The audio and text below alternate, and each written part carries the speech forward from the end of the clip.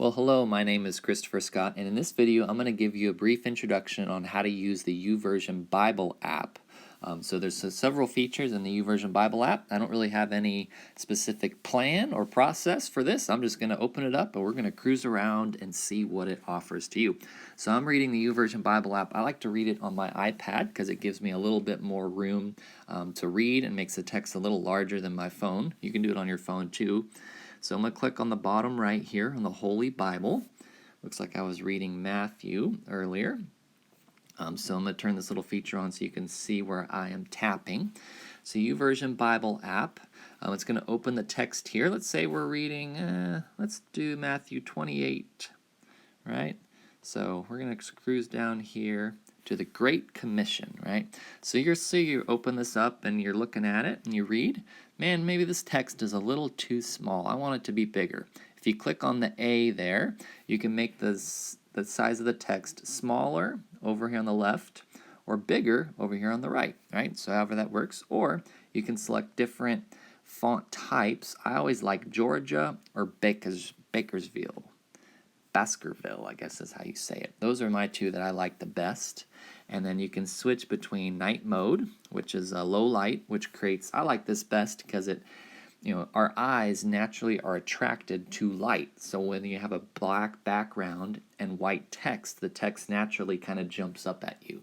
So if you have poor eyesight or maybe you're reading with low light around you, always turn that little night mode on.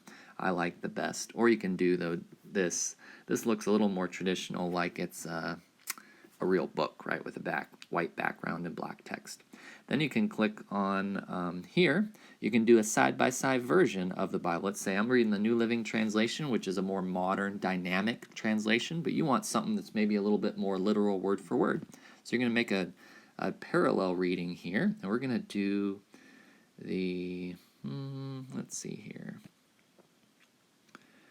Let's do the New American Standard Version. That's a little more wooden word for word. The NASB, bam. And it's going to put these two right next to each other so you can kind of see what's going on here. But it didn't really match them well. It's a little weird. Wonder why it didn't do that. See, it should track. Now it's tracking a little better. Kind of track. And Jesus came up and spoke to them over here on the left. You can see the different. Came up and spoke to them, and Jesus came and told his disciples, I've been given all authority in heaven and on earth. All authority has been given to me in heaven and on earth. And you can see a little bit, the NASB, go therefore and make disciples. Go therefore isn't something we really say in modern English now as much.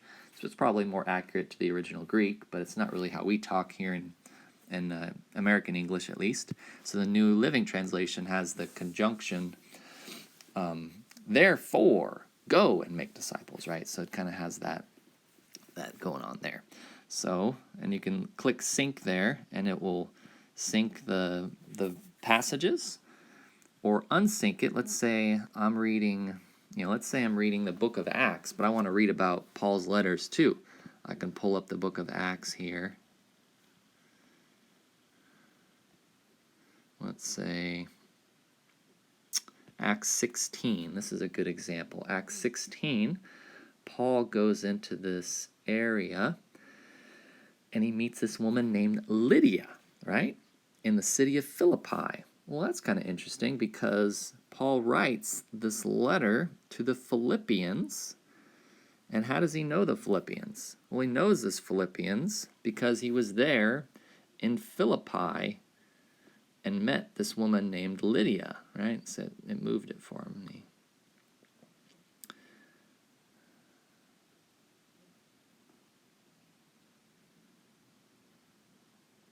So your masters, authorities.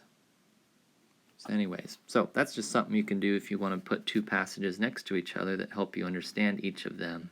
And that's Paul's letter to the Philippians that he wrote when he met the Philippians and was there, met Lydia. She probably was one of the people that helped to start the church in Philippi there.